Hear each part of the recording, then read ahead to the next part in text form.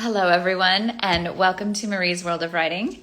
Today, I have the distinct pleasure of interviewing a very talented, a very highly educated woman, I'm going to guess,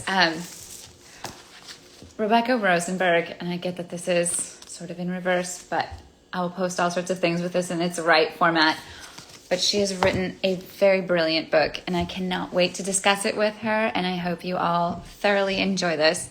I am going to get her on with me right now. This is the moment that always takes a second, so bear with me here.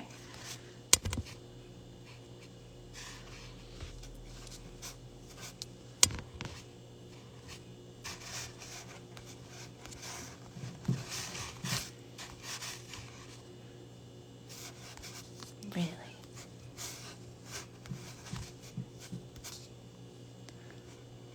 There.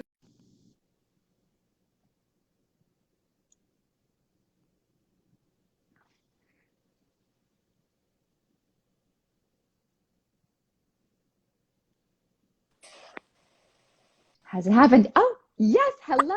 You are here. Finally. Great. Can you hear me? I can hear you fantastic. Can you hear me? Yes. Very cool. All right. Okay, so for everyone, Rebecca, is it Rosenberg? I want to make sure I'm saying It this correctly. is. Yeah, Okay. that's right. We are going to talk about a book called Champagne Widows. And Cheers. cheers. This Cheers. book is definitely, you need a glass of wine, champagne, something with it. But you also need some curiosity and like a love and a passion for all that is culture, champagne, history, and in a way that like it fuels your soul. It is so fun. I mean, I feel like this book should actually be in history classes because it is so fun to read and it gives you this really great insight. What prompted you to write this? Well, Marie, you can tell I love champagne, right? I have been Oh my gosh. for a really, really long time, and I live in wine country up here in Northern California, about 1 hour from San Francisco. So I have been learning about champagne. Really, it feels like my whole life. And when I discovered that there were widows, young widows, and this one that I wrote about is Veuve Clicquot. So have you seen that beautiful orange bottle before? I have. And Oh, this is her champagne, and she started it in 1800, and it's now one of the largest companies in the world. And this is back in a time that it wasn't even legal for a woman to own a business or any property at all. So that is crazy that she did that. And so when I discovered that in France, I knew that I had to start writing about her. And there are actually more champagne widows that I will start to write about as well. I'm at halfway in the middle of writing the next one. So they're very, very interesting, enterprising women, mostly because it was illegal for them to even be doing this. And then all the difficulties that they have. So it's a lot of fun, but I want to show you this fun thing. So the cover of my book is a yes. painting. What was that? Oh, yeah. Okay. Yes. So it's a It's painting. from 1915, and was in a magazine to advertise champagne. And my best girlfriend has a champagne, actually a sparkling wine company up here called Breathless Wine. Okay. Now, on my screen, I'm seeing a lot of type. Are you seeing that as well, or are you just seeing me? I am seeing you and everything looks really well. Okay. Anyone who joins us, if you do see something funny, shoot us a message, but it looks good on my end. Okay, very good. But this is how fun is that when I was looking for a great cover for my book, she said, you ought to use my label. And I said, wow, what a pair. So she's actually selling the two of these as a gift set on Breathless Wines. And this, if you want to taste great sparkling wine, This is it, Breathless. So that's a little fun aside. But can I tell you a little bit about what intrigued me about Barbara Nicole Yes, Clicquot? please. Oh, So I didn't even know she was real until last week when I Googled it. And I was like, this is a true story. yes. So yeah, yeah. I mean, I'm so interested. So again, she was 20 years old and she was born with a curse. And her curse was le nez, which means the nose. And what that means is that she smelled really strongly. So every scent came to her and it really bothered her as a little girl, and it made her very particular and persnickety. And you can imagine a little girl that's smelling all the horrible things in the 1800s where they dump sewage out of the windows and the horses are going by and going to the bathroom and factories are belching, and she was really beside herself. So her mother didn't like this le nez at all, but her grandmother knew that it was a great gift and that she could make champagne because she knew that. And I'm going to show you what it means, because you asked me, you said you have some terrible champagne there. I do. So I have almond champagne, which I didn't even know was a thing. But yes, and I'm drinking it, Anna. Bar? Okay. It's all I have. From almond? From almond? It it's a hint of almond flavor. Oh, wow. It came to my office yesterday, and all of the ladies were like, "This is the worst stuff ever. Please take it home." I said, "Okay." These are the flavors in champagne. Can you see this card? Let's see. Yes, yes. Okay. So at the top, we have lemon, grapefruit, pear, apple, butter, honey, hazelnut, vanilla, toast, pineapple, and the two in the middle here are gooseberry and hawthorn. So can you imagine having a sense of smell so delicate and refined that you could smell this and know which of these flavors it smelled like and which flavors you could blend to make an exquisite champagne? And she had that gift. So the book starts out being about how she uses her curse that her mother hated her for, and she made it her talent. And that's a big theme in the book, how we all have something that we were born with that we don't like or other people didn't like, and it turns out maybe to be exactly who you always were meant to be. So I love that. Yeah, these flavors actually come with a kit that you can learn how to become le nez. And so I bought this for myself, hoping that I could, but I don't have this talent, unfortunately. That was actually one of my questions for you, because you describe it so well. I was like, you must know this intimately. Okay. But I mean, you captured, especially because you talk about scenes where she's walking into a room and she's like, I could smell, like she could smell the death, or she could tell that there was blood in the air when she's walking into a battlefield. And the way that she describes what it is before she even sees what's going on, she knows, which there are people like that. I mean, you're giving me chills remembering that. But I think in a way that it is being present, right? That yes. If we were just present and not so busy with all the things that fill our lives, then maybe we could detect every single essence that goes into this champagne. So one fun thing that we do up here in wine country is we do wine blending, which I describe in the book. And there's a phenomenal scene about blending wine. I loved that. So it's true. So the thing about champagne is that it is a blend. So it is 3 different kinds of grapes, and there will be a test later, Marie. So remember. All right. It's Chardonnay, which you've heard of. It's Pinot Noir, which you've heard of. And it's Pinot Meunier, which some people haven't heard of too much. No. And so, Yeah, so the champagne is a blend of those three. And not only those three grapes, they're called grape varietals, but also where they're grown. So they could be growing on a hillside. If they're growing on a hillside, they're going to be very stressed out because they don't get enough water. And they're actually, the flavor is really super strong and wonderful. If it's on the valley floor and it gets a lot of rain, then they're kind of going to be mushier and less strong.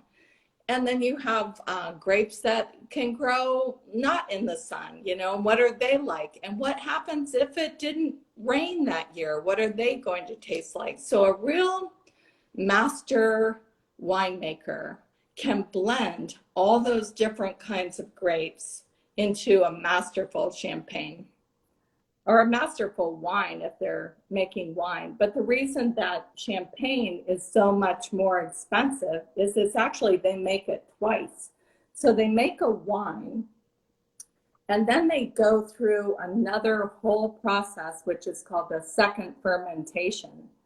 And that's where in the book, remember how this is back in the 1800s, so it's a long time ago, and they didn't even have standard bottles. They had mouth-blown bottles. Yes. So, yeah, so the gas would build up in that fermentation and it would burst.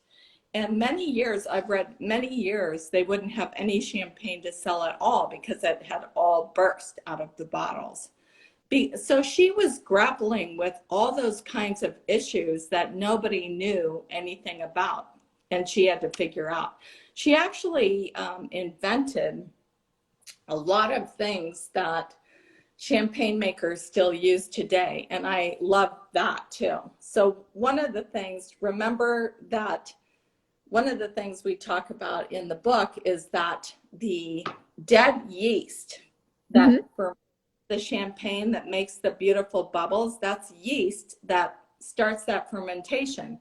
But in the old days in 1800, that dead yeast stayed in the bottle. And so if you poured it out, it would be a mucky, yucky worms in your champagne. And nobody liked that. So she worked at trying to figure out a way to get rid of that, and she did. And her method is that she invented a table that held where she drilled holes in the table, and it held the champagne like this, and they would turn it like this, and all the dead yeast would come down to the neck, and they would release it. So she was really, really ingenious, whereas the men of the day were not doing these experimentations. Yeah. Yeah. You I have like, such a strong female character in her. And I have to say, all of your characters are so emotionally complex. And, you know, me being like a complete American girl and, you know, maybe having some Swedish German background, I am going to slaughter every name I try to pronounce. But her husband, Francois. Francois, thank you. I would say it like that, but then I'd be like, Francois, and I would have to like do this. I feel necessary. But as a man who has been through war, and then a man who is emotionally broken, complex, like just the psychosis that's going on there, but you can see that he himself is so educated and he knows and he really truly loves what he's doing, but he can't win the fight with his demons. But he's capable of at least like moving it forward with her. Yes. I love how you paint that, and I don't know, I just, that in and of itself takes so much depth of a person to write. Kudos. Thank you. Well, yeah, he is. I did a really fantastic book trailer, and I found the perfect character for him. You know, this handsome Frenchman, you know, but he's really torn, you know, and Francois, as you said, he's been through war. So the point was, I was going to show you a couple pictures. The point was that Napoleon put his country through 13 years of war, and he kept taking all the men all of the men. Like he killed 5,000 men during that period. And that's why there were widows. So he had through war and he couldn't take it. He wasn't meant for that.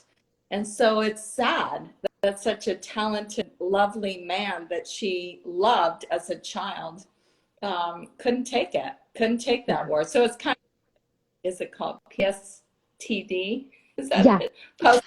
PTSD. Yes. Yeah. And, okay.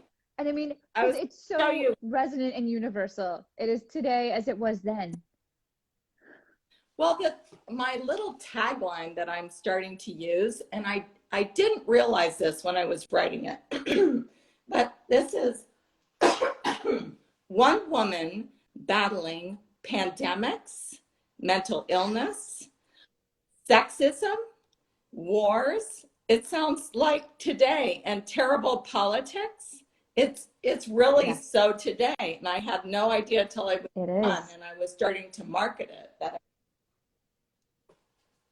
I wanted to show some pictures. That is where Barbara Nicole lived in Champagne, and that looks like where I am in Sonoma, but that is France. And this is what she looked like in my mind. So I worked a picture, so she's a young woman. Yes.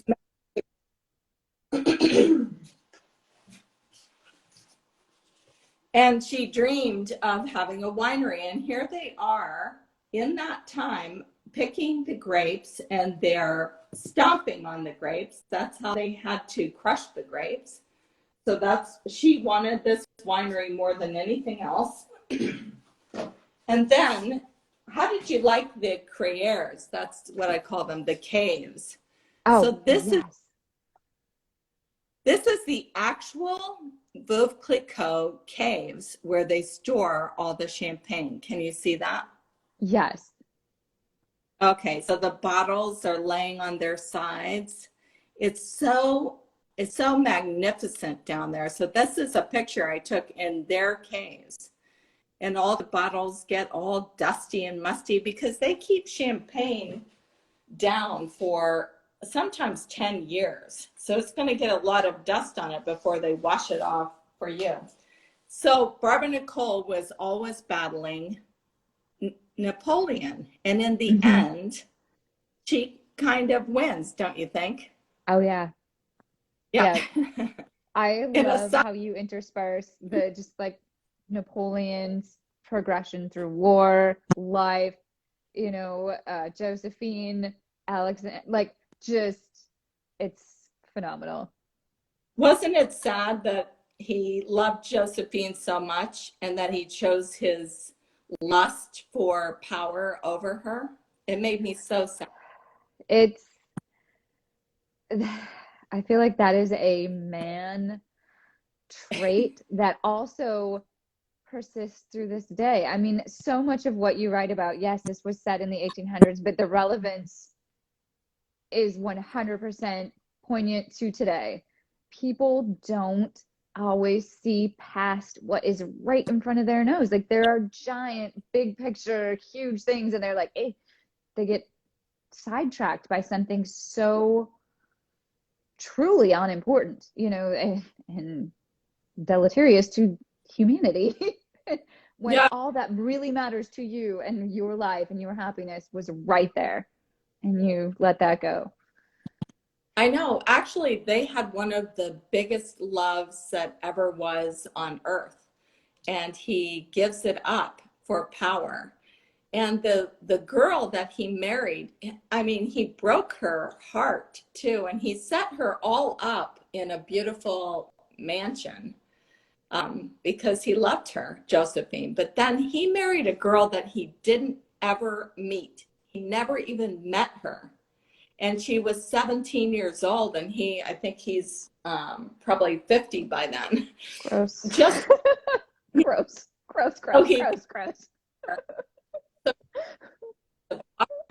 And he needed Austria to be on his side. And so they just made a deal for this girl, and he got her pregnant the first night, and that was what he needed. That's it. So sad. And he wrote for the rest of his life.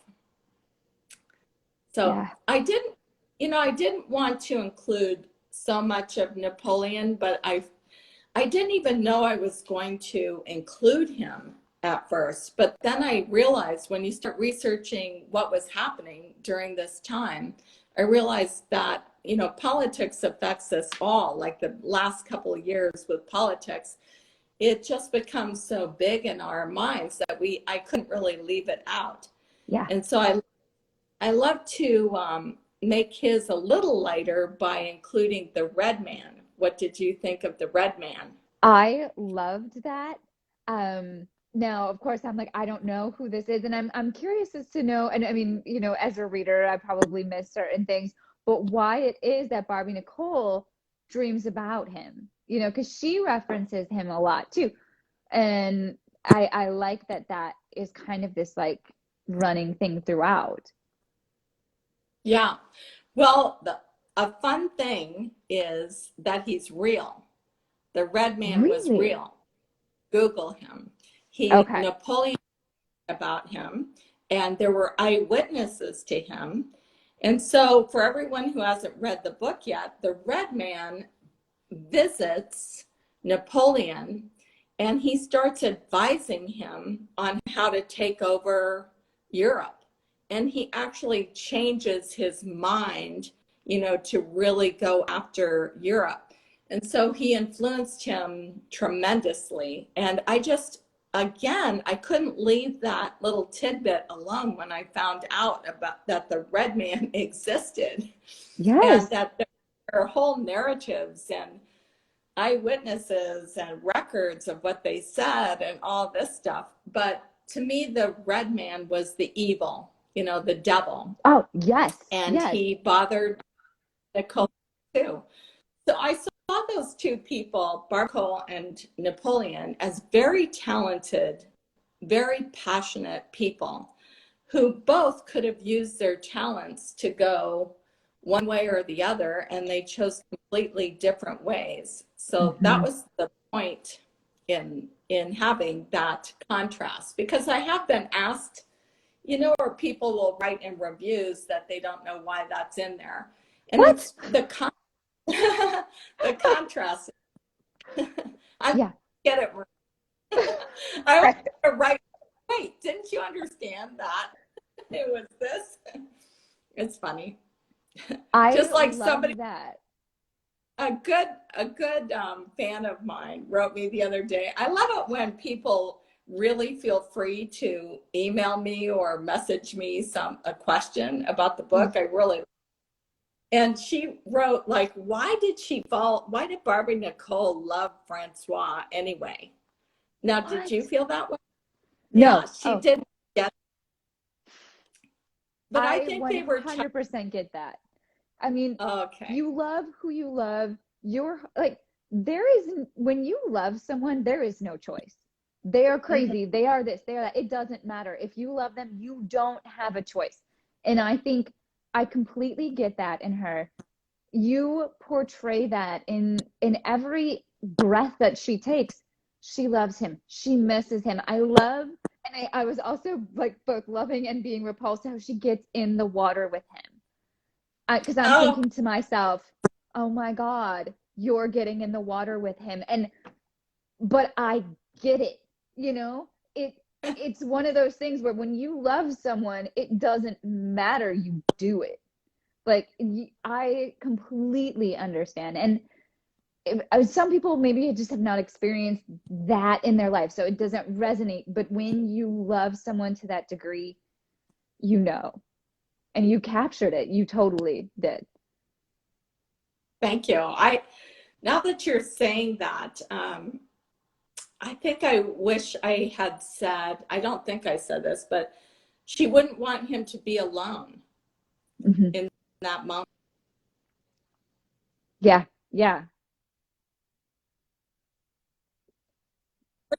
She wouldn't want him to moment, is what she would be thinking. That he would be afraid and she would want him to be alone. But guess Yeah. what? I have to edit this before it comes out in March, the paperback, so I can add that thought. Yes, you can. Yes, you can. Because I think it is so, you may allude to something of that nature, but definitely like, no, if you love someone, it doesn't matter if you know they're like crossing over, the only thing that you would ever want in that last moment is to be holding, like to have someone that's it, Of like, course, and to be that of course. person for them. And the way that you describe like the typhus, the bugs, and like the workers going through the fields, and the woman that goes before him, and how, you know, like things are crawling up from her collar. I'm just like, oh my God. It is kind of, I'm doing some blogging right now on Facebook, and it's so hilarious, like all the gruesome things that are happening in that book. And I didn't write it to be a horror book either, but it's just No, what was there, you know? It it was was the just the, truth. yeah, it's just the truth. Funny. I have to know, like, what did you do to write this book? Were you hanging out in libraries? Were you immersed on the internet? Like, what did you have to, like, what links did you have to go to get this material out? Well, I'm gonna plug in my phone because I see my Oh, battery is going a little bit. Okay. I was gonna tell you that I'm like half the Actually, I way through traveled most of these, I end up to, I'm gonna get plugging. closer here. Um, can you hear me? I can hear you. Okay, good. So I actually traveled to Champagne about 5 times, and Nice. and I hired the historian of Veuve Clicquot to walk us around the town, my husband and I, and we went to her homes. So everything that I wrote is real. And you have to be there to smell everything, and to especially smell everything, and to taste everything and all that. And for instance, you get that she's a chubby girl, right? In the book, you get that I she's a little bit chubby, right? I actually never even, You didn't? wow. No, I did not. That was but Well, okay. remember, she's like embarrassed to be with Francois because she's a little chubby, and she always likes her sweets and everything. And so, how Yes. do I know that, for instance? How do I know that, since she lived in 1800s and there's only one picture of her? There is only one portrait of her, and it was made when she was 90 years old or 88 years old. And this is it. I don't know if you can see it. I think I saw that also on one of your websites or somewhere. Wow. Yeah, I don't like to show that picture because that's not the Barbara Nicole, that I'm writing about, because she's Yes. 88 years old in that picture. But it gives you a clue that she liked her sweets. And plus, her wine that she made was super sweet. So you just, you Yes. asked how you do the process. You just have to keep digging into everything that she did and why she would have done that. And for instance, like, did you like Lewis? Yes. Her, Okay. And I did not see that coming, to be honest, because I didn't think she liked him at first. And he was abrasive and he was like this total rogue. But it was a rogue that initially I was like, I didn't, and then you're like, oh, okay. mm-hmm. But I Well, love the way he convinces, or the way that they work together to create wines that can go to Russia, that can go to other countries, that they're not so pretentious about this is my product and you love it. It is, I know what you like and I make it. That's that's right. business sense. And so that is business sense. And that's what I think the woman brings to the party, as opposed to Mm-hmm. men who are doing it just traditionally. And actually, the widow I'm writing about now, she is the first one who created dry champagne. And Oh, nobody else, it was all sweet before then. So and it was her persistence in presenting a dry champagne that you could drink anytime, not just at dessert. So I love that women will take chances like that, you know, and not get stuck with the rules. But writing a book is a fun process because you're taking clues from everything you can find out and creating a person. So I had heard that she had Lene, but that's all I ever heard. I didn't know how would Lene really look in a little girl, you know, and so I made it a curse. I mean, that's the fiction part of it, is that I made it a curse, and that her mother, like, I have no idea what kind of relationship she had with her mother. I have no idea. So that you're making up things that makes sense because, you know, because she did have that talent. Yeah. Yeah. Oh, let's take her daughter. Oh, what? Oh, I'm like, I have this weird light. All of a sudden the light changed drastically where I was sitting, and I'm like, I'm trying to fix this. Okay. But no, so her daughter. Mantine, her daughter Mantine, never went into the business. So the facts are she never went into the business and she wasn't interested at all. So I had to develop a relationship between them, you know, where her mother was disappointed that she had this daughter, and then she comes around and says, but that's who she is. And so I better love her the way she is. So it's fun. It's really fun to piece those characters together. I like the way that she carries on with that, the way that she has to send her daughter off to boarding school when, like, right as her husband passes, and then her parents like set that all up, and they're like, well, and now we've done this for you, and she's going away, and she's 6. And, you know, like, as a mom, thinking about what that would feel like to have someone say, well, and now boarding school, and, you know, you don't even get to have so much as to say, but you can just see how she just, then business becomes her child. You know, the winemaking is her creation, you know, the other thing that she has besides a child.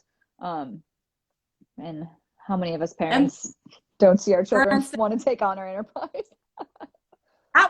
True. That's true that Mentine went to boarding school at 6. But it was also true that Barbara Nicole did. So that was something that they did back then, you know, to send their kids to boarding school. But when Barbara Nicole went, it was the convents. And then during the revolution, they got rid of all the convents, and then her daughter goes back to it. So it's kind of a full circle. It's a fun way to tell history, is to have each character have their own struggles, you know, that they're going. I like that you liked how complicated it was. It's a little complicated. Yes. Now, I'm very curious to know, like, in order to write historical fiction, you have to have some conception of all of this. What is your background? Like, what is your day-to-day? I mean, do you write exclusively? Do you do anything else? Like, do you have another part of you that lives in this world otherwise? No, well, except that wine. I know a lot about wine because I've spent, you know, a lot of years enjoying wine and learning about wine. So that part was the easy part. What the hard part is, how do you get to know? I have some of my reference books here. You have to read all these books. That is a book about Napoleon. Look at this. Okay. That's huge. And oh my gosh. Just, you know, and these are, I'm going to grab these because it's interesting. So then I want to know about the culture of France in 1800s. Well, how do you do that? So I start reading cultural books about France to figure out, you know, what was happening then. So I read this one, The Passion, this one, which is called French Decadent Tales. You know, so you have to start reading that. Then I read at least half a dozen books on champagne. And then, how did you like Lisette, by the way, the maid? I loved her. And yes, like that was so cool. I love how, you know, Barbara Nicole is interested and she's like, I want you to tell me your story. But then she's smart enough to be like, if she wants to give me the full story, she'll, so that it keeps that tension. I love how you use that. I think it's beautiful. Those are the things that I'm like, you are so skilled at Well, telling a story, but like giving but all of so, these like moments. well, so Lizette offers us a mystery, right? It's really fun. It's a mystery. Like, who does Yeah. she keep going to visit? And it changed entirely as I wrote the book. And it came from this book where I discovered that whole, the troubadours and the troubadourittes. And Okay. I made her and gave her a whole new background so she could be even more interesting. So, that happens as your research leads you to completely different characters. What did you think of the Madigo, the black cat? At first I was like, I've got to research this. Is this a thing? And then I'm like, okay, it's got to be a cat. It's got to be a cat. I love how he brings it to her and like yes. And of course I'm thinking, I'm just, there's so many things that go on in there that, even now I'm going, I've got to research. I have so much left to learn. There's so many things that I don't know yet. That was probably one of my other favorite things about this book is that I'm like, I'm getting a dose of history. I love wine and champagne. I go to Santa Rosa to race all of the time. Like I'm in Santa Rosa way more often than I should be because I love going to wine country. It's fascinating. And everything that you have in there, it's the kind of knowledge that we like to have as adults. It was just so fun to get in this little package that's just riveting. Well, thanks. I do love adding all these little pieces like the Madigo. So a Madigo is an enchanted black cat in There, France. okay. And yeah, and it is a real folk tale. And so, of course, when her husband dies, of course, Lewis has to bring her the cat to have her change her feelings about him, right? The Okay. fact that he was sweet and that they shared Francois. And so that's why that Madigo comes, and the Madigo is magical and keeps her company. And if you think back to it, the Madigo gets her out of a few problems, during the way. So it's kind of fun. But then Yeah. you like back to research, then you have her mother. I don't know if you can see this. Isn't that scary? Yes. Yes. Yes. Wow. So her mother wears fashion of the day that kills her, and she wears green arsenic dresses, and she wears face makeup that is called Mask of Youth, and it eats her skin away. And all that is real stuff that was happening then, and totally different than her. So I love when I find out something that was happening in the day, it's really fun to bring it in and personify it in a character. Yeah. So Yeah. I'm really, Marie, I'm really happy that you get all those things, that you enjoyed all those things. It's so, we think about all of the books that, I mean, for me, I probably haven't, I've been reading a lot of, more memoir types of things, more stories set in present day. I haven't jumped back to something, that time period probably since high school, to be honest. And it's probably just, I don't know why, but this came across my lap and I sat down and as soon as I started reading, I was like, oh my God, I was completely pulled in. Yay. Yeah. I'm so And I was just, I I was impressed by you. I was like, I have to interview this woman. What am I going to say? How do I do this? I'm just like, she's got to be brilliant. What does she do? Is she like a PhD lecturer, like oh, on historical fiction? I wanted to know. I'm like, what does she know? sorry. So you know what I am, right? I am a lavender No, grower. I have no clue. So this book No way. My first book is Lavender of America. And so we Okay. have a lavender farm here. So since you come up here, you'll have to come see me. We have a Yes. lavender farm in the middle of Sonoma Valley. So Okay. I'm not a intellect. I am a farmer. I would never have guessed because your writing is flawless. It is so gorgeous. It's so riveting. I'm like, this woman must be, wow. Good job. Oh, thank you. It's all the things I love. So I put them all in that book, and there's always another thing to, but it's really super rewarding that you get all those things, that you Yeah, appreciate. So thank you. I appreciate that. absolutely. Like, and that's my favorite thing when you talk to readers and they get it and they're like, what? Because when you write, you're putting your soul on page. Like, there's a part of you, no matter what, that has gone into that story. There's another woman who had written something about don't put everything that you know in your first book.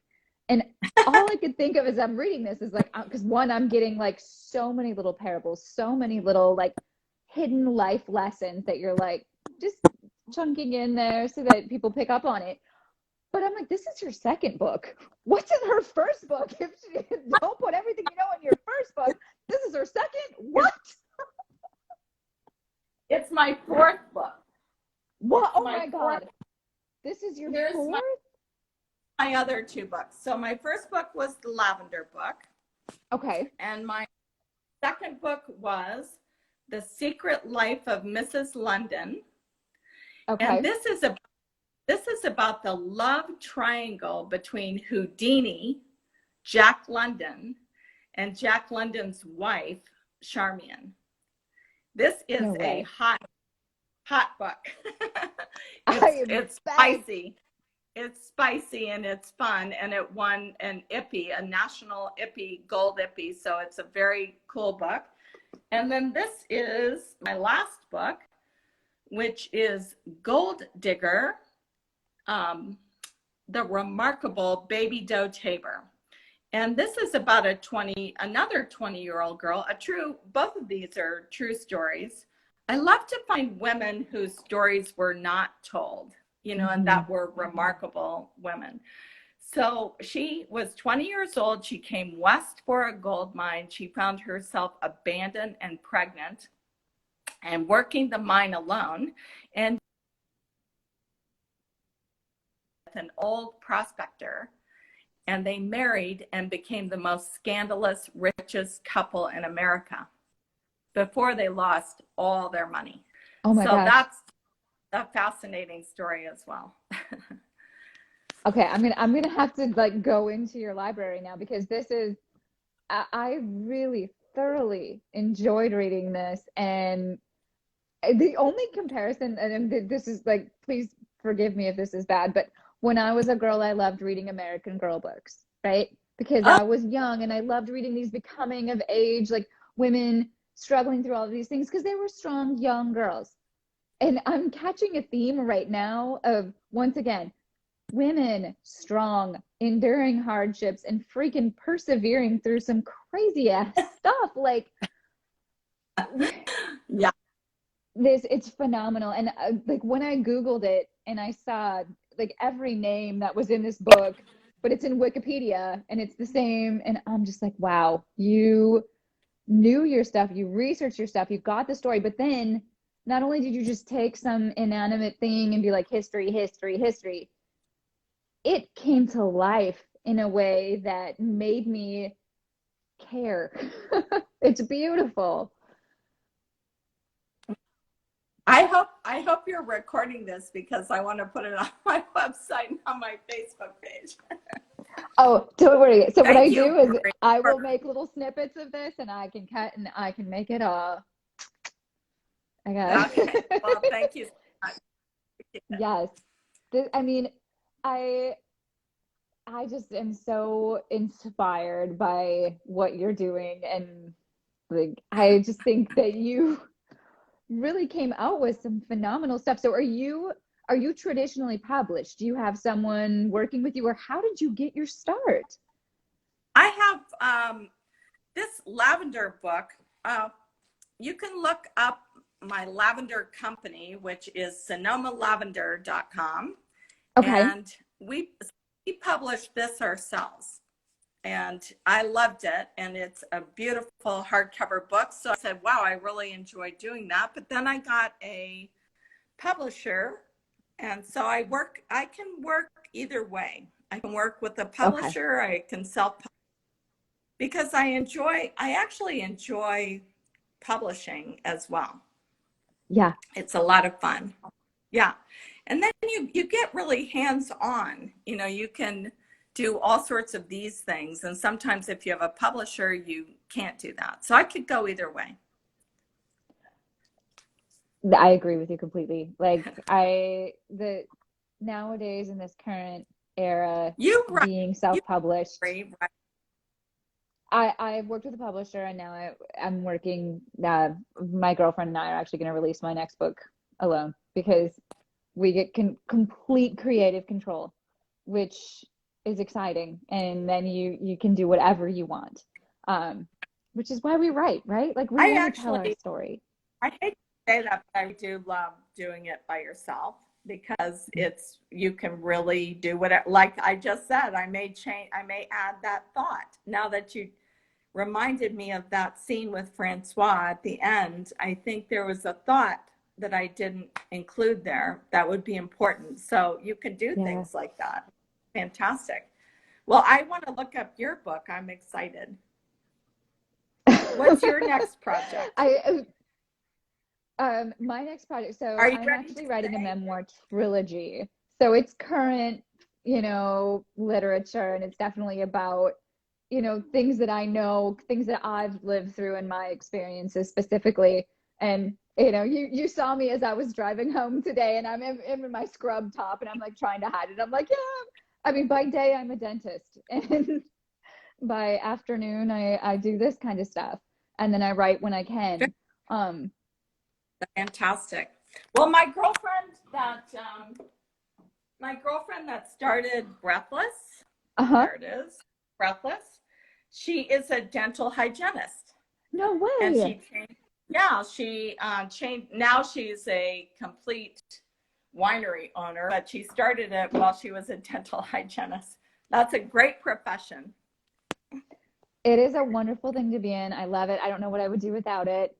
But I will tell you, the times we've been up to wine country, like one time my husband and I, we went to Amphora, which is like a tiny little, I mean, they just had like a tiny storefront amongst many other places. And we're talking to this guy, and I'm completely hooked, and we're having this great conversation. And like, I have to go to the bathroom. So I leave, and then I come back, we check out, and my husband's like, that guy just was like, I want to sell you guys my winery. Your wife's amazing. She knows what she's talking about. He's like, do you guys want to get into wine? I was like, yes, please, let's buy a wine.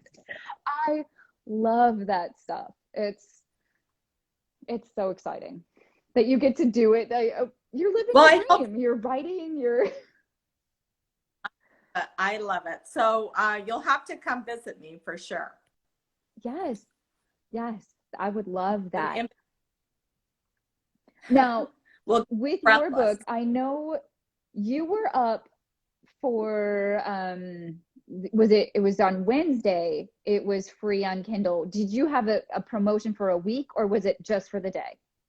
It was for 2 days, but I have with your group, I don't know how we would do this, but I am looking for review crew people, because it's Okay. actually not published till March of next year. So if anybody wants to be on the review crew, I will send you a digital copy. And there is my email, Okay. Rebecca@Rebecca-Rosenberg.com. And you can get a copy of my book directly from me and be on my review crew. And as a thank you for your reviews, I send out these really cute champagne earrings. So I want everybody to sign up. Give me a ring. Email me. I'm going to make sure that I've got a special post specifically for this to get people doing it, because everybody wins. This is a situation where everybody wins. You're going to get great reviews. Anybody who reads this book is going to have nothing but positive things to say, but anybody who reads this book is going to become a better person for it. Like, I would Marie, recommend this to you want everyone. a job? I think you should be my agent. Stephanie, her and I met on the most randomest, like, I was just interviewing a girlfriend, and then I finished my interview, and she messaged me and she's like, what do you do? Do you interview people? I'm like, sure, let's keep this going. I love this world because what you're doing is phenomenal. You are following a passion despite this publication world, which is so hard to exist in, and you are writing brilliant work, and in a world that is on TV, on their phones, but we're communicating to the hearts of people who still want to be there. And man, you're cutting through. So congrats. Wow, thank you, Marie. I see. I want to do a shout out to my brother-in-law, who I see is on here, Michael Rosenberg, who's Dr. Rosenberg, and he is an orthodontist. No way. And I just saw, and it might be his wife, I'm not sure, but it's his handle. So very cool. Well, Marie, where is your brother an orthodontist at? Florida. I just see In Florida. his name. Oh, so funny.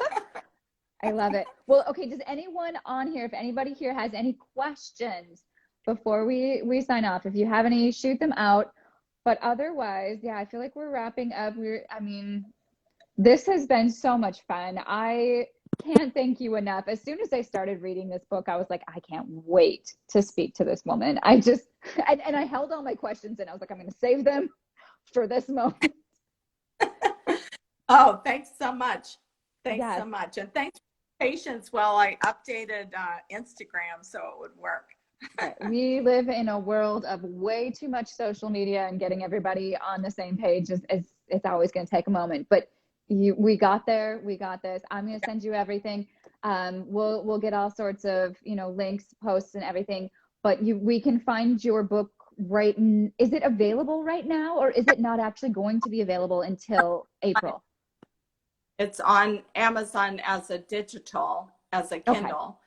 Okay. And then the paperback comes out in March, and we'll do Perfect. another whole story. A whole nother thing. Oh, put me on there. We're going to have even more fun. I will be not drinking Almond Champagne. I will be drinking Veuve Clicquot. So. Very good. All right. Thank you. Well, thank you so much for joining me. I am so impressed with your career. I cannot wait to see what else you do. And this has been so fun. Thank you, Marie. Good luck with your book. I can't wait to read that. Thank you. Bye-bye. Thank you so much. All right. Have a great evening.